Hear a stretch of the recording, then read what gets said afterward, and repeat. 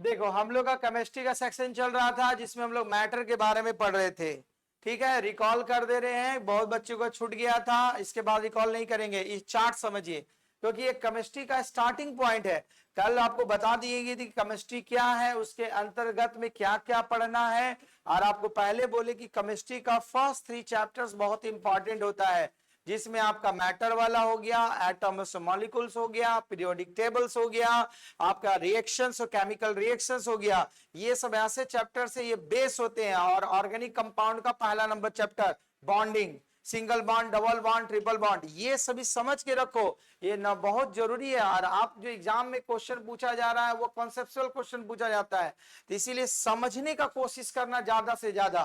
तो जैसा कि कल बताए थे कि मैटर जो होता है मुख्य रूप से स्टार्टिंग पॉइंट ऑफ व्यू से इसे 2 भाग में बांटा गया था। कितने भाग में बांटा गया था? 2 भाग में बांटा गया था। एक को कहा गया था सबस्टांसेस और दूसरे को क्या कहा गया था?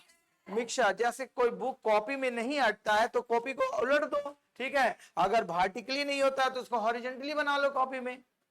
तो जैसा कि बताया गया था सबस्टेंस आगे चल के पुनः 2 भाग में बढ़ गया था। कितने भाग में बटा था? 2। एक को कहा गया था एलिमेंट और दूसरे क्या कहा गया था? कंपाउंड। फिर उसके बाद एलिमेंट जो होता है पुनः 3 भाग में बढ़ गया था। कितने भाग में बढ़ गया था? 3। एक को कहा गया था मेटल, दूसरे को क्या कहेगा? नॉन मेटल, तीसरा क्या गया था? मेटालॉइड। और उसके बाद कंपाउंड जो होता है पुनः 2 भाग में बढ़ गया था। कितने भाग में बटा था?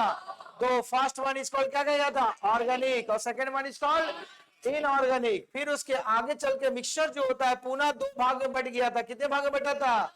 एक को कहा गया था होमोजीनियस मिक्सचर और दूसरे क्या कहा गया था? Heterogeneous mixture.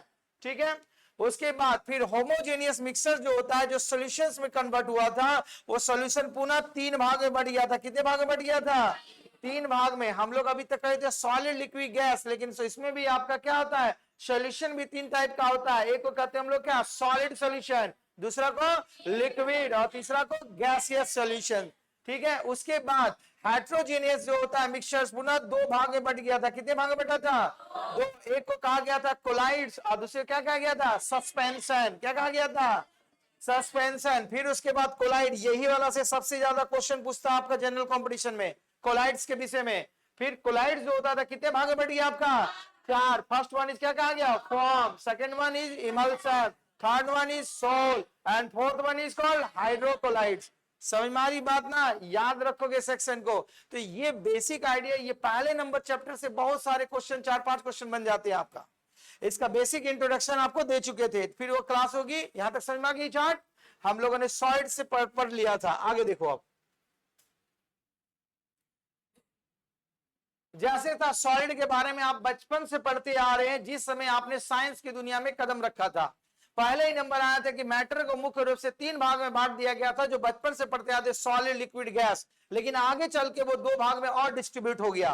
तो जैसा कि आपको बताए थे सॉलिड के बारे में, अगर किसी भी वस्तु को सॉलिड तब कहेंगे जब उसका आकार और आपका आयतन दोनों डिफाइन होगा। एक वर्ड यूर है डिफाइन, मतलब निश्चित होना चाहिए। अगर किसी वस्तु का आकार और आयतन निश्चित है, कंफर्म है, तभी उसे आप सॉलिड कह सकते हैं। फिर आगे चल के इस सॉलिड को पुनः 2 भाग में बांट दिया गया। एक को कहा गया क्रिस्टलाइन सॉलिड और दूसरे को कहा गया एमार्फस सॉलिड।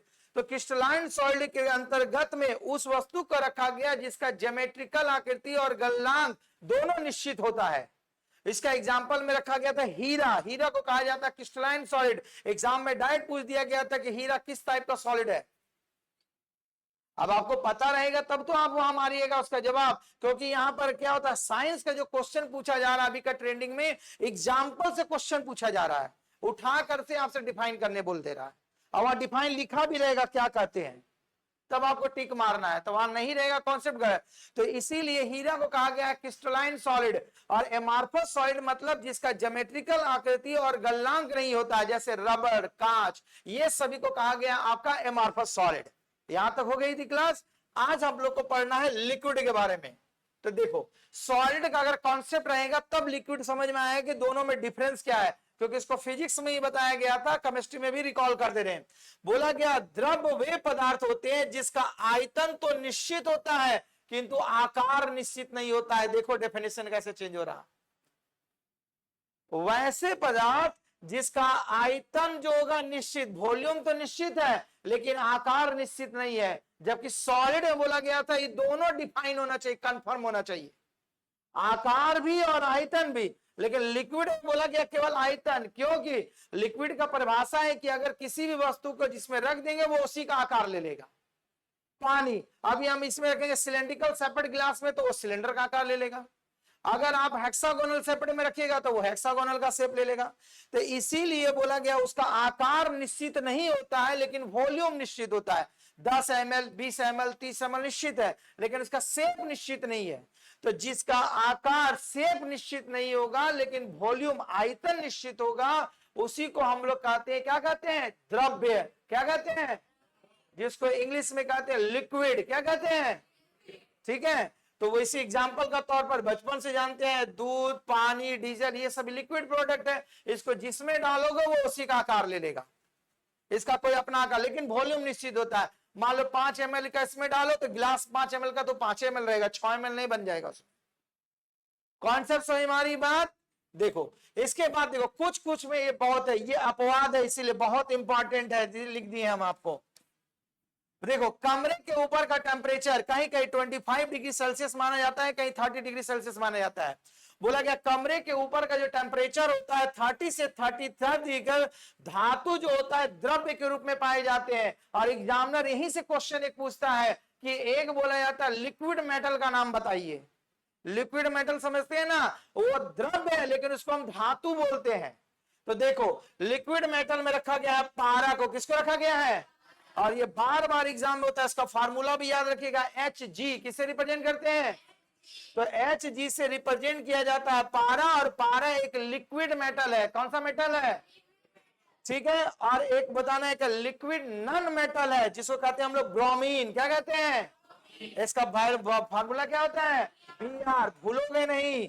देखो ये धातु, तो धातु जो लिक्विड के केस में पाया जाएगा उसे क्या कहेंगे, क्या कहेंगे, पारा। और अधातु जो लिक्विड के केस में पाया जाएगा उसे क्या कहेंगे, ब्रोमीन। का फार्मूला बोलो, पारा का भूलना नहीं, ये अगर भूला तो नंबर उड़ेगा, हम पहले बता दे रहे हैं।